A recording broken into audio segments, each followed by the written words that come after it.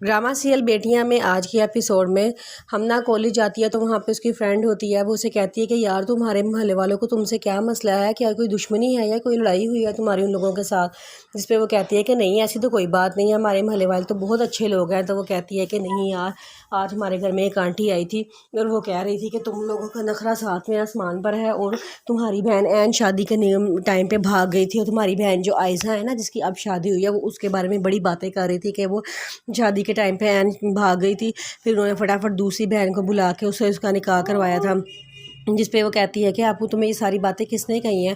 تو وہ کہتی ہے کہ مجھے میری ماما نے ساری باتیں بتائی تھی. تو وہ ہم نے کہتی ہے کہ اچھا چلو مجھے ان آنٹی کا نام بتاؤ, وہ کون سی آنٹی تھی جنہوں نے اس سے ساری باتیں کی ہیں آپ کے گھر آ کے. وہ کہتی ہے کہ ان آنٹی کا نام شمسہ آنٹی تھا, اور وہ تمہارے بارے میں بہت برائیاں کر تھیں. انہوں نے اور بھی بہت سی باتیں کی ہیں جو مجھے بھی فی الحال یاد نہیں ہے, لیکن مجھے یہ یاد ہے کہ انہوں نے کہا تھا کہ تم بہنوں کا دماغ ساتھ میں آسمان پر ہوتا ہے, تم لوگ کسی کو لفٹ نہیں کرواتی, اور جو ہے نا تمہاری بہن بھی شادی کے ٹائم پہ بھاگ گئی تھی. ہمنا کہتی ہے کہ تم تو ہمیں جانتی ہو, ہمارے ساتھ تمہاری کتنی پرانی دوستی ہے, کیا ہم تمہیں ایسی لگتی ہیں. جس پہ وہ کہتی ہے کہ نہیں میں وہی تو پریشان ہوں کہ میں تم لوگوں کو جانتی ہوں, تم لوگ تو ایسی ہو ہی نہیں. تو اس نے ایسی باتیں تم لوگوں کے بارے میں کیوں کی ہیں. ہم نے کہتی ہے پتہ نہیں لوگوں کو کیا ہم سے مسئلہ ہے, کیا ہے کہ وہ وہاں چلی جاتی ہے, اس کی فرینڈ اس کو آواز دیتی رہتی ہے لیکن وہ چلی جاتی ہے. جب وہ گھر واپس آ رہی ہوتی ہے تو ساتھ انم بھی بیٹھی ہوتی ہے رکشے میں. تو انم کہتی ہے کہ آج میں بہت خوش ہوں, مجھے بہت خوشی ہے. ہم نے کہتی ہے میں تمہیں کیسے بتاؤں تمہاری خوش نصیبی کیسے بدقسمتی میں بدلنے والی ہے, ہمارے محلے والے ہمارے بارے میں کیسے باتیں کرتے ہیں.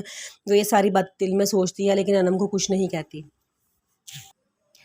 فضا کی ساس اس کو بہت برا بھلا کہتی ہیں کہ تم میرے بیٹے کے سر پہ سوار ہونے کی کوشش نہ کرو, یہ نہ سوچنا کہ اگر وہ تمہیں منہ لگا رہا ہے تو تمہیں پسند کرنا شروع ہو گیا ہے, بلکہ وہ جو انسانیت کے جذبے کے تحت تم سے بات کر رہا ہے, کیونکہ تمہارے نام ساری پراپرٹی کر دی گئی ہے.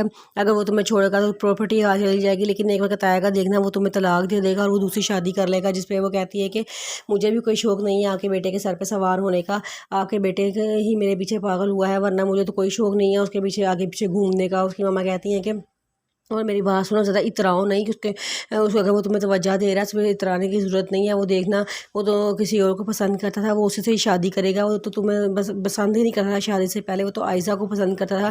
تم لوگوں نے ہمیں پتہ ہے کہ کس طرح پلاننگ بنا کے اس کو بتائے بغیر, اس کو اعتماد میں لائے بغیر اپنی بہن کے عاشق کے ساتھ اس کی شادی کروائی ہے. ہمیں یہ ساری باتیں پتہ ہیں, تم لوگ کیا سمجھتے ہو ہمیں پتہ نہیں چلے گا.